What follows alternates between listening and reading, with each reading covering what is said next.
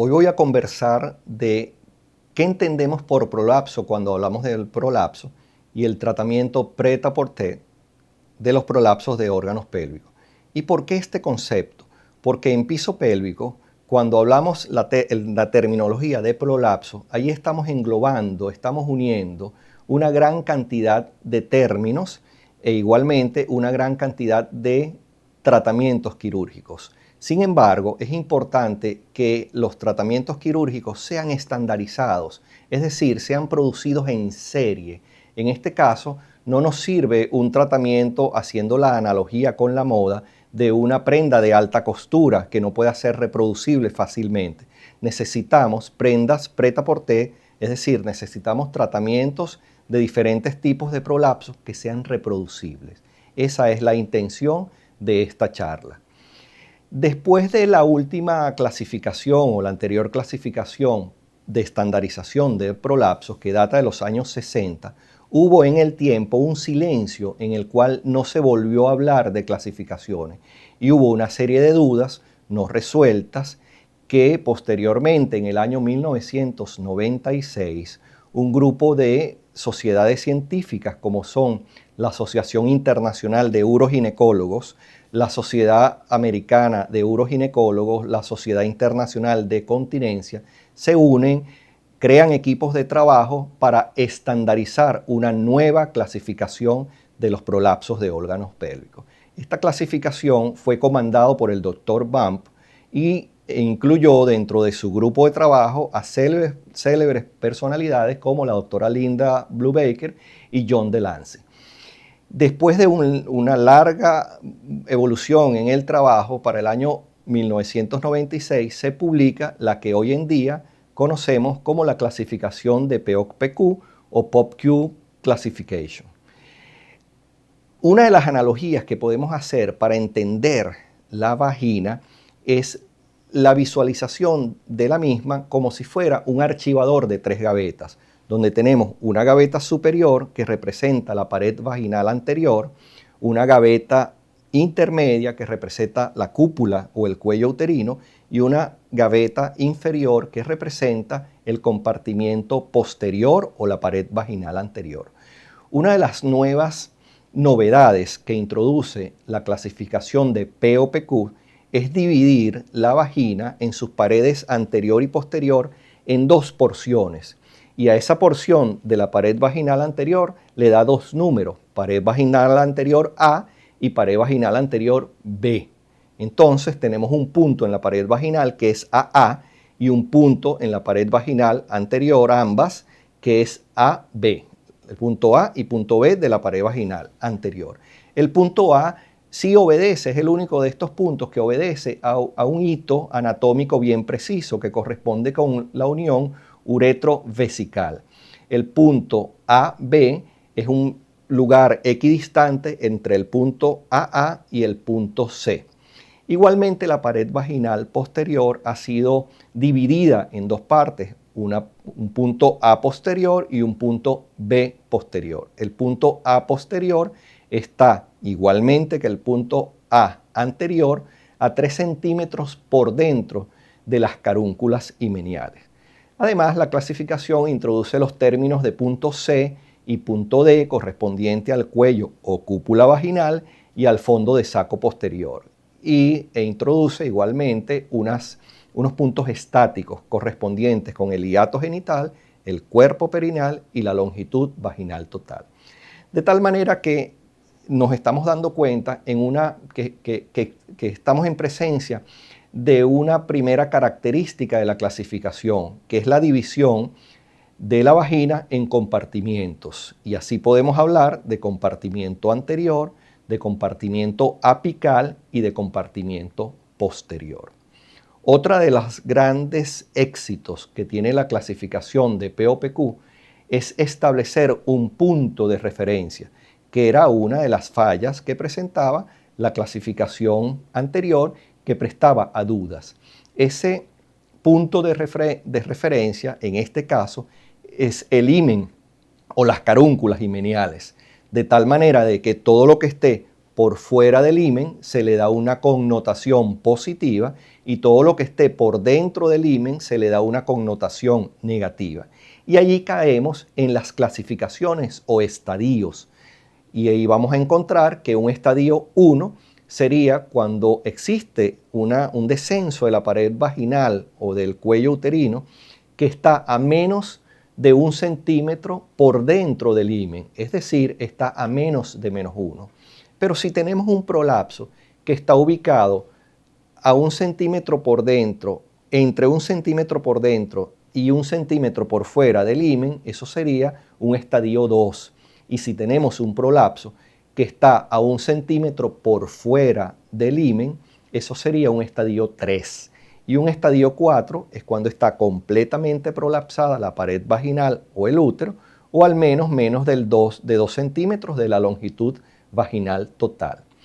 Y el apellido del prolapso nos los va a dar el punto que más descienda, de tal manera que, por ejemplo, si estamos en presencia de un prolapso, de un descenso de la cúpula vaginal que nos sobrepase más de 1 centímetro por fuera del punto de referencia, que es el himen, entonces en este caso decimos que es un prolapso de órganos pélvicos 3C.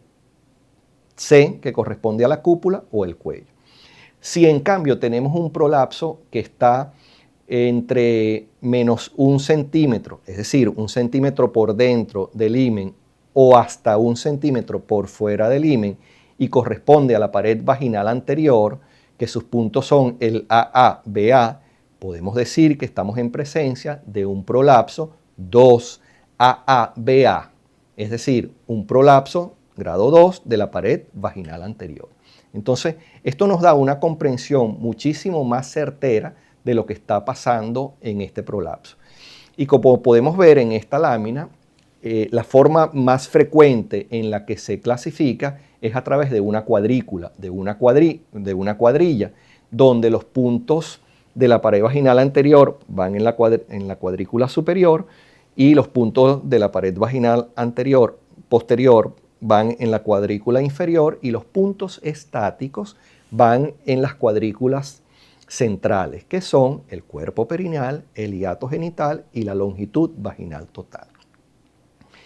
Esto pasó en el año 1996, donde se logró una estandarización del estudio de los prolapsos y es la clasificación más utilizada por los ginecólogos y, por supuesto, es la clasificación única que prácticamente utilizan todos los ginecólogos que se dedican a la uroginecología.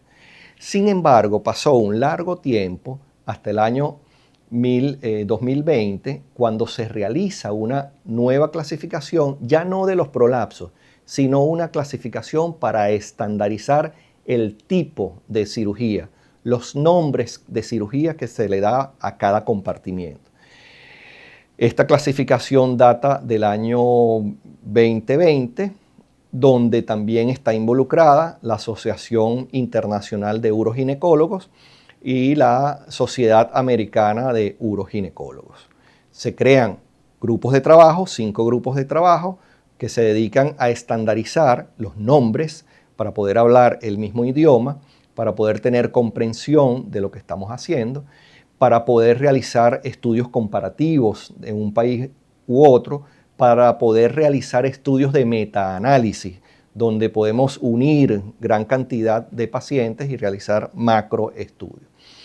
A pesar de que las cirugías de prolapso de órganos pélvicos son muy comunes, la falta de estandarización de la terminología lleva a confusión. Las cirugías de prolapso son muy comunes y cada vez van a ser más comunes por una razón, porque la población mundial está envejeciendo, porque los prolapsos se observan mayormente en pacientes menopáusicos, aunque pueden observarse en pacientes premenopáusicos, y porque estamos cultivando lo que cosechamos en los años 80 y en los años 90. Nosotros cultivamos la utilización de forceps, cultivamos el no estar presente del peso fetal, y estos son factores de riesgo que hoy en día se conocen y se saben que están involucrados en la formación de prolapso. y las diferentes terminologías existentes dificultan la investigación médica. Esto digamos que en gran medida representan la justificación mayor de por qué realizar una estandarización en la terminología del tipo de cirugía que podemos realizar. Los objetivos que se plantearon este grupo de estudio fue establecer la terminología aceptable para cada cirugía, la terminología alternativa que pudiéramos utilizar y etiquetar la terminología inaceptable en cada caso. Y proporciona la terminología de cirugías de prolapsos para un uso de docentes, estudiantes, fisioterapeutas, investigadores, proveedores de atención médica de nivel medio. ¿Qué no plantea esta clasificación? No plantea velar porque una cirugía sea mayor que otra. Es decir, no plantea la preferencia de una cirugía por sobre otra. Y allí nos vamos a encontrar con este gran flujograma de trabajos, donde los prolapsos de órganos pélvicos lo vamos a dividir, sus tratamientos, las cirugías de prolapsos de órganos pélvicos, lo vamos a dividir en dos grandes grupos. Pueden ser cirugías obliterativas o pueden ser cirugías reconstructivas. Y vamos a comenzar cada una de estas para tener una mayor comprensión del tipo de cirugía que podemos realizar en cada caso. Las cirugías reconstructivas pueden dejar el útero, pueden quitar el útero, y las cirugías obliterativas igualmente pueden dejar el útero o quitar el útero.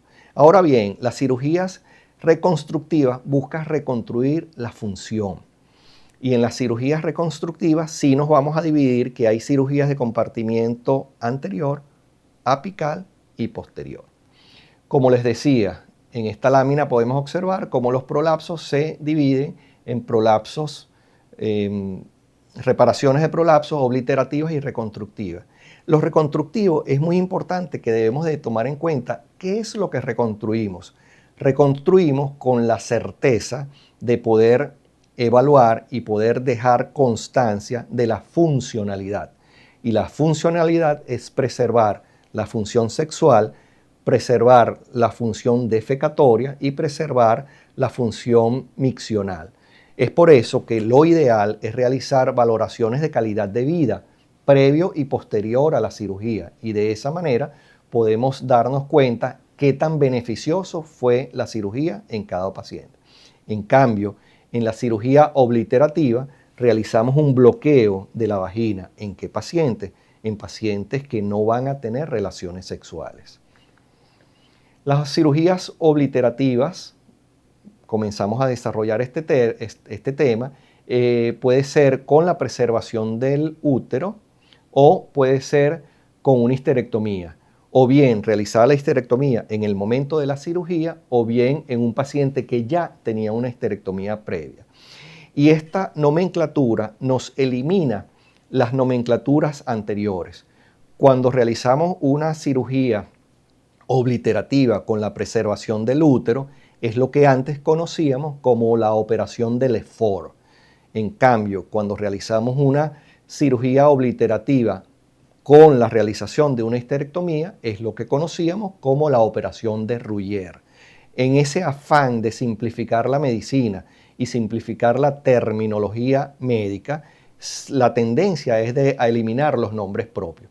Entonces, hoy en día nos hablamos de este tipo de cirugía como cleisis con histerectomía o cleisis sin histerectomía. ¿Y cuáles son los pasos? Se debe realizar una disección de la fibromuscular del epitelio vaginal, una histerectomía vaginal si corresponde, y si se deja el útero, creación de canales laterales, la exéresis de la mucosa vaginal y la aplicatura de la fibromuscular de la pared vaginal anterior y posterior, para posteriormente hacer una exéresis de la mucosa vaginal redundante y cerrar ese epitelio vaginal.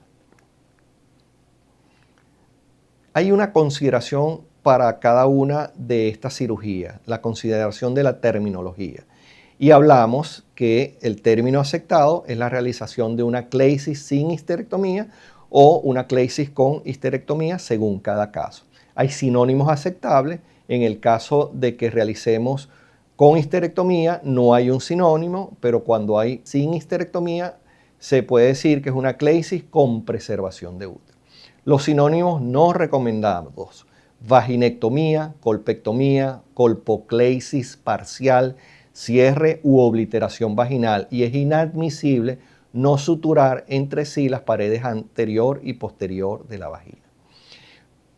Cuando hablamos de colpocleisis con histerectomía, los sinónimos no recomendados son vaginectomía, colpectomía, colpocleisis total y cierre u obliteración vaginal. Y de igual manera es inadmisible no suturar las paredes vaginales anterior y posterior. Ahora vamos a otro concepto, que es el concepto de las cirugías reconstructivas. Las cirugías reconstructivas, como hemos dicho, clasifican la vagina en 3 compartimientos: compartimiento anterior, posterior y apical. El compartimiento anterior, que es el que vamos a tratar en este momento, el que les voy a conversar, podemos tener 3 tipos de cirugías, que son la colporrafia anterior con malla o la reparación paravaginal. En la colporrafia anterior realizamos una incisión vaginal en la pared vaginal anterior, longitudinal. Previamente es útil la realización de una hidrodisección, de manera de que nos separe la mucosa vaginal de la fascia, y luego se colocan puntos en jareta o laterales de esta fascia, recortando el exéresis de vagina lo menos posible, posiblemente solo en los puntos donde tomamos las pinzas de Alice u otras pinzas como las de Pratt. Las consideraciones de la terminología: las reparaciones vaginales anteriores sin injerto se puede denominar también como un sinónimo aceptable como reparación vaginal anterior, y no se recomienda utilizar los términos de colpopexia, colpopexia anterior, suspensión vesical, vesicopexia, levantamiento de vejiga. Y es inadmisible no reparar o aplicar la fibromuscular de la pared vaginal anterior. Pero nosotros podemos realizar igualmente una reparación vaginal con injerto, y son las mallas. Las mallas tuvieron un auge a principios de los años 2000, pero luego en el año 2008 y el año 2011 hubo una alerta de la FDA en la cual se dio a conocer que existían unas complicaciones que debían tomarse en cuenta, de tal manera que las mallas en muchos países tienen una pausa en su uso o es un uso limitado. Sinónimos aceptables: refuerzo de la pared vaginal anterior con injerto o reparación de la pared vaginal anterior con malla. Los sinónimos no recomendados es la colpopexia con malla o injerto, reparación anterior con malla, sling vesical, elevación vesical y suspensión vesical. Y es inadmisible no fijar el injerto a ninguna parte de la pared vaginal. Se puede realizar en la pared vaginal anterior una reparación paravaginal, porque los defectos pueden ser centrales. Cuando tenemos un defecto central de la fascia de la pared vaginal anterior, realizamos una colporrafia anterior, y se ha introducido el concepto posterior de realizar un sitio específico. Es decir, si podemos identificar el sitio exacto donde la fascia tiene su alteración, ese sitio específico va a tener su reparación. Pero las reparaciones paravaginales son más difíciles de abordar. Si bien se pueden realizar por vía vaginal, la vía preferida es la vía abdominal, que puede ser por cirugía abierta, por laparoscopia o por robótica. La fascia pubocervical tiene un engrosamiento lateral que forma lo que nosotros conocemos como el arco tendinoso de la fascia endopélvica. Y es en ese arco tendinoso de la fascia endopélvica donde debemos hacer nuestra corrección, es decir, donde debemos de anclarnos para corregir el defecto lateral que se está produciendo. Consideraciones de la terminología: reparación paravaginal no tiene un sinónimo aceptado. Los sinónimos no recomendados son suspensión al arco tendíneo, reinserción vaginal, suspensión vesical y levantamiento de la vejiga. Y es inadmisible no insertar la fibromuscular al arco tendinoso de la fascia endopélvica. La inserción de la pared vaginal a otra parte, como a la pared posterior, al arco tendinoso de la fascia endopélvica, y solo reparación o aplicatura de la línea media de la fibromuscular. Muy bien, hemos hablado de los prolapsos que se pueden tratar, los tratamientos de prolapso del compartimiento anterior. Y ahora vamos a un tema que es fascinante dentro de este grupo de cirugías que se pueden realizar en piso pélvico, que se pueden realizar en el compartimiento apical o la gaveta intermedia de esta vagina. Y allí vamos a tener una serie de cirugías dentro de las cuales destaca, porque es el gold estándar, la realización de una colposacropexia cuando no tenemos útero o una sacrocervicopexia cuando debemos de conservar el útero.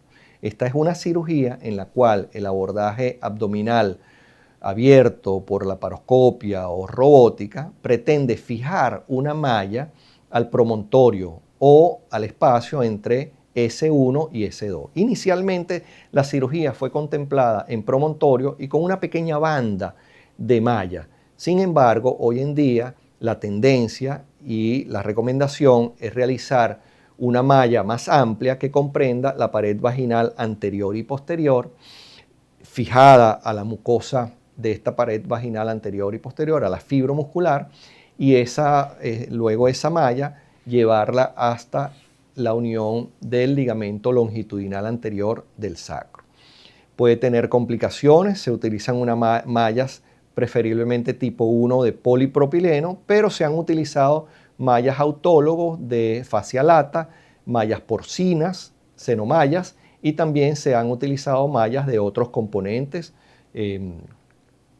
Las consideraciones de la terminología que debemos tomar en cuenta es que es aceptable el sinónimo de colpopexia sacra cuando estamos fijando la cúpula vaginal, y los sinónimos que no se recomiendan son la colpopexia, colpopexia con injerto malla, perineopexia, sacrocolpoperineoplastia. Y este último término existe porque hay una variación de la técnica en donde la pared vaginal posterior se diseca completamente hasta llegar al cuerpo perineal.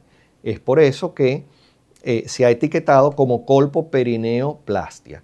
Sin embargo, no hay suficiente bibliografía al respecto y es una terminología que nos puede llevar a confusión. En cambio, cuando estamos dejando el útero y estamos fijando ese cérvix uterino al sacro, el sinónimo aceptable es una cervicopexia sacra y no se aceptan los sinónimos de cervicopexia, colpoperineoplastia sacra, colpoperineoplastia sacra. Otro de los tratamientos que se pueden utilizar para tratar los prolapsos apicales es la suspensión al ligamento sacroespinoso. Esta cirugía aborda por vía vaginal el peritoneo, se abre el peritoneo y se ubican los ligamentos útero-sacro. Este ligamento útero-sacro se fija unilateral o bilateralmente a la vagina y tiene una modificación de la técnica que es lo que conocemos como high uterosacro, en la cual los puntos que se toman sobre el ligamento útero-sacro están ubicados en una porción un poco más distal a la cúpula vaginal, pero que tiene algunas consideraciones importantes, y es que su relación con el uréter hace que las complicaciones sean alrededor de un 4%, que puede haber daño ureteral en algunos estudios, y que involucra la realización de una cistoscopia posterior al estudio siempre. Las consideraciones de la terminología: podemos realizar una suspensión ipsilateral a los ligamentos o bilateral, y se aceptan sinónimos como fijación a los ligamentos útero-sacro, colpopexia útero-sacro. Sinónimos no recomendados: colpopexia, culdoplastia, reparación de enteroceles, suspensión de mayo-macol, suspensión de macol, suspensión de mayo. Y es inadmisible la suspensión a los ligamentos sacroespinosos, la suspensión distal a los ligamentos útero-sacro y la preservación de cuello o del útero. Otra de las técnicas quirúrgicas que se pueden realizar para la reparación de los prolapsos apicales es la fijación al ligamento sacroespinoso. La fijación al ligamento sacroespinoso tiene una amplia gama de posibilidades, porque puede ser hecho unilateralmente, puede ser hecho bilateralmente, puede utilizarse malla, puede utilizarse sutura, puede realizarse a visión directa, puede realizarse solamente con la palpación, de tal manera que la identificación digital del ligamento nos va a permitir realizar el anclaje. Esta es una técnica que se popularizó a mediados de los años 60 por Richter, y es por eso que muchas personas todavía hoy lo conocen como operación de Richter. En el afán, como he conversado, de eliminar los nombres propios, no utilizamos ese término, sino que hablamos de suspensión al ligamento sacroespinoso. Y esa suspensión, como estaba comentando, puede ser utilizada con material protésico, y el material protésico puede ser autólogo o puede ser heterólogo. Sin embargo, en piso pélvico se recomienda utilizar mallas de polipropileno que sean tipo 1. Las mallas autólogas son muy buenas. Lo difícil es la obtención de es la realización de una segunda cirugía para la obtención del tensor de la fascia lata. Y nosotros podemos tener también la fijación al ligamento sacroespinoso con material protésico cuando dejamos el útero. Entonces, en este caso hablamos de una histeropexia también, si dejamos el útero. Las consideraciones de la terminología. Cuando lo utilizamos la fijación al ligamento sacroespinoso sin material protésico, hablamos de sinónimos aceptables como suspensión a los ligamentos sacroespinosos, colpopexia a los ligamentos sacroespinosos. Sinónimo no recomendado, colpopexia, y es inadmisible fijación de la cúpula a estructuras distintas a los ligamentos sacroespinosos, como el músculo coccigio, y solamente la preservación del útero o el cérvix. La fijación a los ligamentos sacroespinosos con material protésico tiene sinónimos aceptables como fijación o suspensión con material protésico, y los sinónimos no recomendados es la colpopexia con malla o material protésico. Y es inadmisible la fijación de la cúpula a estructuras distintas a los ligamentos sacroespinosos. Tenemos otra cirugía que es la fijación al músculo iliococcigio.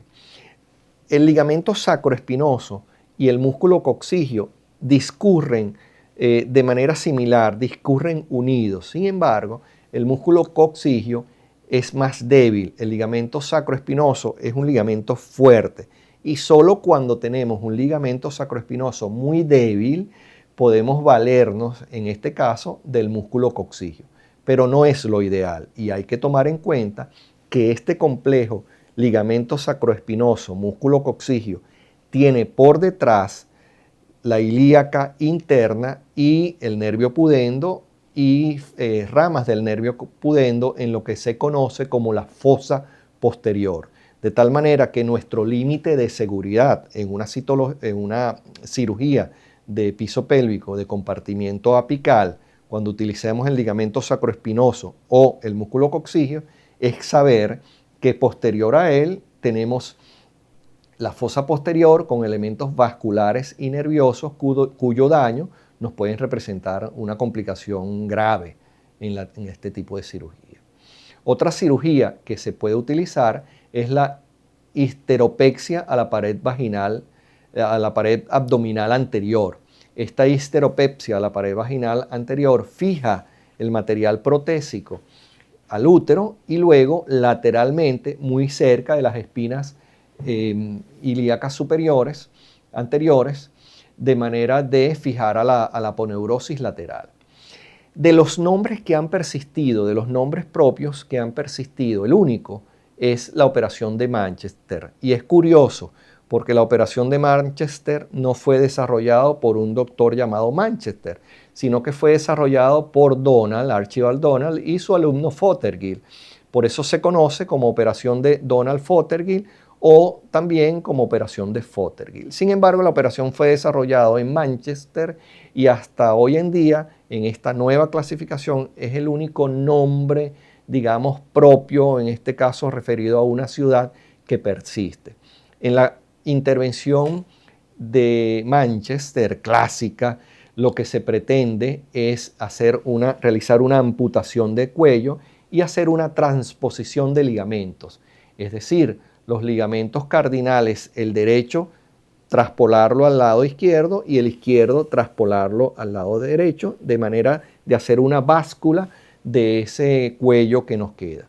Pero la intervención de Manchester ha tenido últimamente modificaciones en las cuales, igualmente, luego de la amputación del cuello, se toma una sutura que combine fijar los ligamentos útero-sacro de un lado, con el cardinal de ese mismo lado, con el cardinal del otro lado, con el útero-sacro del otro lado. ¿Por qué?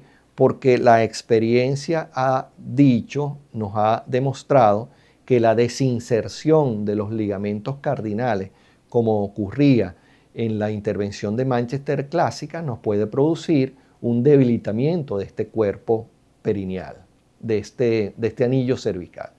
Y ahora vamos a pasar al último punto de estos compartimientos, que es el compartimiento posterior, donde tenemos la cirugía de compartimiento posterior, que es la colporrafia posterior, la colporrafia posterior con malla, la aplicatura del elevador y la perineorrafia.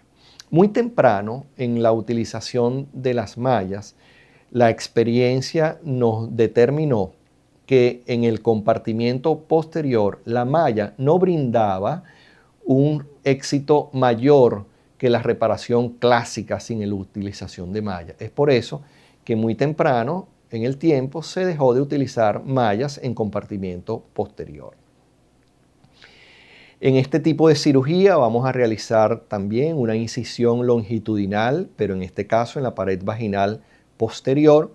Previamente, si se requiere y es recomendable, realizar hidrodisección, que puede ser hecha con solución fisiológica, con lidocaína, y puede añadírsele elementos que nos ayuden en la contracción vascular. Se realiza una incisión longitudinal de manera de separar la fascia de la mucosa vaginal posterior y reparar en jaretas o reparar en puntos uno frente al otro de esa fascia, para luego recortar lo mínimo posible de la mucosa vaginal y realizar un cierre de la pared vaginal posterior. Sinónimos aceptables: reparación posterior con o sin malla. Sinónimos no recomendados: colpopexia, colpopexia posterior, colpopexia con malla o injerto, reparación de rectoceles, reparación de rectoceles con malla o injerto, suspensión rectal, rectopexia, rectopexia con malla o injerto, reparación rectal con malla. Y es inadmisible no reparar la fibromuscular, tanto en los prolapsos de compartimiento anterior como en los prolapsos de compartimiento posterior. El éxito de la reparación es fijar la fibromuscular, porque el prolapso no lo está ocasionando la mucosa vaginal.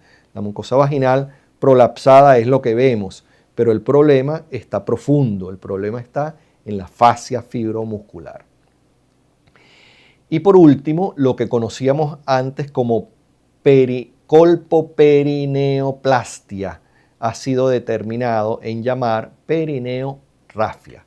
En la perineorrafia se realiza una incisión de la mucosa y de la piel de ese cuerpo perineal para luego fijar, suturar las estructuras profundas de lo que conocemos, lo que forma el cuerpo perineal, y ese cuerpo perineal se fortalece para luego retirar la porción de mucosa o de piel que nos esté sobrando para realizar una incisión externa.